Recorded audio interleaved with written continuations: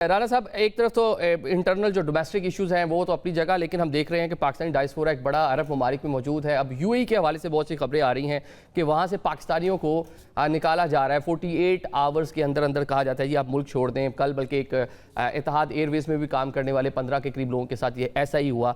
अगर ये सूरत हाल आगे चलती है तो रेमिटेंस, पाकिस्तान तो चल ही रेमिटेंस पे रहा है, 7 to 8 बिलियन USD सालाना वहाँ से रेमिटेंस आती हैं, तो इकॉनमी के लिए मजीद मुश्किलात नहीं पैदा हो जाएंगी? आज देखें, एक तो ज़ैफ़ा साहब का शुक्रिया कि मैंने कोरोना कहा था, उन्होंने डॉलर वाली बात दुरुस्त कर दी कि डॉलर की गैम्बलिंग की इन्होंने, और ये नहीं होनी चाहिए थी, बिल्कुल ठीक हो गया। अच्छा, आपने जो की ना बात यूएई की, इस पे पहले मैं कई दफ़ा बात कर चुका हूँ इस क्राइसिस से पहले कि वो 4 चीज़ों पे पाकिस्तानियों के जब वीज़ों की इब्तदाई तौर पे बात हुई थी, मुख्तसरन बता देता हूँ कि हमारे लोगों ने बीच पे जाना, वीडियो बनानी और कहना कि जी ये इस्लामी मुल्क है, और पता लगा 99% पाकिस्तानी ये काम कर रहे हैं सोशल मीडिया पे। जब शेखों ने चेक किया, हमें पता लगा कि जी बारिशें आ गई हैं जी, कि जी मंदिर बन गया, लिहाजा दुबई में ये तो और अबूधाबी में तूफ़ानी बारिशें आई हैं, वो भी सारे पाकिस्तानी निकले। नंबर 3 पे पॉलिटिकल एक्टिविटी वो अपने लोगों को नहीं करने देते, हमारे लोगों ने शुरू कर दी। चौथा बैगिंग, जो सऊदी अरब में भी है, जो यूएई में भी है। तो पाबंदियों के असरात हमारे लोगों पे आ रहे थे। ये हमारे लोगों को समझना चाहिए कि सियासत करनी है तो अपने मुल्क में करें। अच्छा, मेरे पास कोई बिल्कुल फैक्ट्स नहीं है इस वक्त। जो बात वो वैसे जो आई थी ना, वो एमिरेट्स के लिए आई थी कि जिन लोगों को निकाला गया है, इत्तेहाद पे नहीं आया था। लेकिन ये हुकूमत पाकिस्तान बता सकती है। मैं इस सेंसिटिव इशू पे इसलिए नहीं बात करूँगा कि मुख्तलिफ़ तरह के लोग मुख्तलिफ बातें कर रहे हैं, कहीं सच है कहीं झूठ है। मेरे पास अभी तक कोई ऐसा डाटा मौजूद नहीं है, मैंने चेक भी नहीं किया कि जी क्या वाकई ऐसा हो रहा है। हमें देखें, बिल्कुल एक दुख लगता है कि अचानक उन्होंने हमसे पैसे मांगे, लेकिन एक और इस्लामी मुल्क ने यानी सऊदी अरब ने उस वक्त हमारे पैसे पे करा दिए, जो उस वक्त ज़रूरत थी यूएई ने कर दिए। तो ठीक बात है ना, हमने पैसे मांगे थे, हम अपने अरेंज नहीं कर सके। जब इमरान खान साहब पैसे लेके आए थे तो वो पहले वो बहुत गुस्से में हुआ करते थे, लेकिन उन्होंने कहा कि देखिए मैं पैकेज लेके आया हूँ सऊदी अरब से। उन्होंने कर्जे के उसको पैकेज का लफ्ज़ दे के कहा। ये हमारी हुकूमतों की मजबूरियाँ और सब ने की हैं। इस मामले में मुज़म्मिल साहब को दाद देता हूँ कि हमेशा दुरुस्त अंदाज में बात करते हैं। जैसे पेट्रोलियम के ऊपर मैंने इनको जब भी सुना, इन्होंने बड़ी क्लैरिटी के साथ सियासत की बजाय वो बात की कि जो पाकिस्तान में इस वक्त मुश्किल आई हुई है वो कोई हुकूमत पाकिस्तान नहीं लेके आई।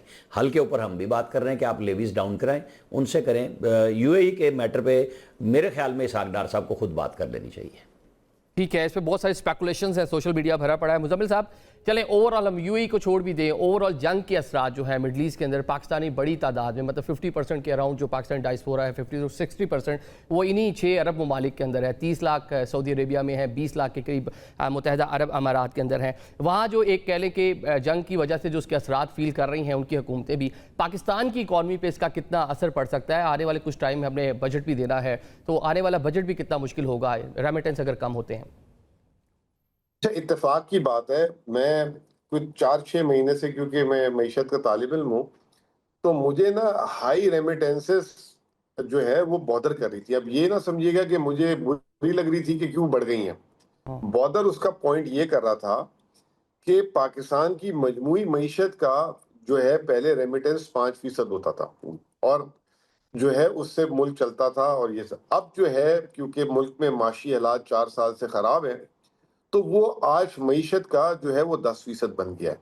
10% यानी 40 अरब डॉलर इस साल भी प्रोजेक्टेड है कि 40 अरब डॉलर आएगा और 400 अरब डॉलर की मईशत है। तो जब मैं ये कहता था, और मैंने पिछले दिनों आमिर मतीन साहब के और 1-2 प्रोग्रामों में बात भी की थी जब ये ईरान का मसला नहीं हिला था, हमारी रेमिटेंसेस एक तो 10% हो गई, तो इससे मुल्क का बैलेंस ऑफ पेमेंट और अपनी जो डॉलर शॉर्टफॉल था हम इसको कवर कर रहे थे। दूसरा, वो कंसंट्रेटेड है बहुत। आपने खुद बता दिया कि 55% जो है वो गल्फ ममालिक और इधर से आती है।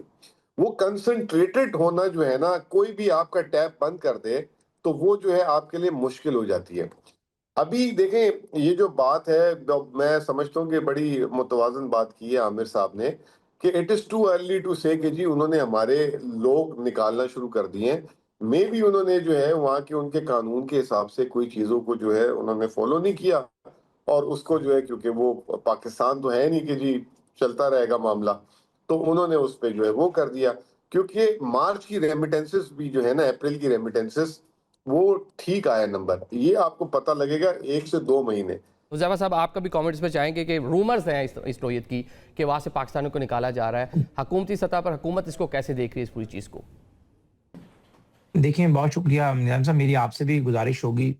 वैसे मुज़म्मिल साहब ने बड़ी जो है इसमें मोहतात बात की है, आमिर लासराना साहब ने भी, और मैं भी इंतहाई मोहतात गुफ्तगू करूँगा, क्योंकि अगर इस बात को दुरुस्त भी मान लिया जाए जो आप फरमा रहे हैं, तो वहाँ पर एक बहुत बड़ी तादाद है पाकिस्तानियों की। तो हम स्क्रीन पे बैठ के ऐसी कोई बात नहीं करेंगे जिससे बाकियों के लिए मुश्किलात में कोई इज़ाफ़ा हो। और ऐन मुमकिन है, जिस तरीके से मुज़म्मिल साहब ने फरमाया, कि कुछ लोगों की ज़ाहिर वायलेशंस होती हैं, पता चलता है कि 18 पाकिस्तानी नहीं थे, साथ जो है 50 और भी ममालिक के लोग थे। तो ज़ाहिर है वज़ारत ख़ारिजा इस मामले को देखेगी, और हमारे जो है यूएई के साथ बिरादराना ताल्लुकात रहे हैं और अब भी हैं। तो इसको इंशाअल्लाह ताला रियासत अपने शहरियों की जो है मुकम्मल पहरेदारी करेगी और उनके हकूक़ के लिए खड़ी होगी। लेकिन उससे पहले स्पेकुलेशन करना या कोई बात मैं समझता हूँ कि मीडिया पर करना, और इवन कि आल्दो यानी आपके पास ऐसे फैक्ट्स आ जाएँ, बात दुरुस्त भी हो, तब भी मेरे ख़्याल से ये चीज़ टीवी चैनल पे चलाने वाली खबर नहीं है। वजह सिर्फ़ यही है कि 10 या 20 या 25 लोगों के मुताबिक तो आप खबर चला देंगे, लेकिन बहुत सारे पाकिस्तानी ज़ाहिर है जो वहाँ पर सेटल्ड हैं और उनको अभी तक छेड़ा नहीं गया। तो लामहला आपका प्रोग्राम में होने वाली गुफ्तगू या कोई ऐसे अल्फ़ाज़ जो कोई चैनल चला दे, आप तो ख़ैर बहुत मोहतात और इंतहाई ज़िम्मेदारी से गुफ्तगू कर रहे हैं, तो उसका जो एंगर है वो वहाँ पर रहने वालों पर ज़ाहिर है गिरने का इम्कान होता है। तो हुकूमत इंशाअल्लाह ताला इस मामले को बहुत अच्छे से देखेगी, ठीक और है। फॉरेन ऑफिस इसके ठीक ऊपर है, इंशाअल्लाह बिलाशुबा बड़े ताला एक जो भी बेहतरीन नोयत के ताल्लुकात यूएई के साथ अभी भी मौजूद है, लेकिन हालिया जंग के दौरान हमने देखा कि कुछ इस तरह की चीज़ें डेफिनेटली सामने आई, जिस तरह पैसों का वापस अचानक से देना और इस तरह की बहुत सी चीज़ें। और साथ साथ यूएई, आपने जो हमसाया नेबरिंग ममालिक हैं, उनके जो उनके पॉलिटिशियंस हैं उस नोयत के बयान दे रहे हैं कि जीसीसी ममालिक ने भी इस जंग के दौरान उस तरह से मुत्तहिदा अरब अमारात का साथ दिया, कुछ खाइफ नज़र आ रहे हैं। तो इन्हीं चीज़ों के ऊपर डिफरेंट नोयत के आप देखते हैं कि सोशल मीडिया पर तबसरे भी हो रहे हैं। आप तीनों मोअज़्ज़ज़ मेहमानों को शुक्रिया अदा करते हैं। अभी प्रोग्राम में एक ब्रेक लेते हैं, उसके बाद मिडल ईस्ट की सूरत हाल पर बात करें।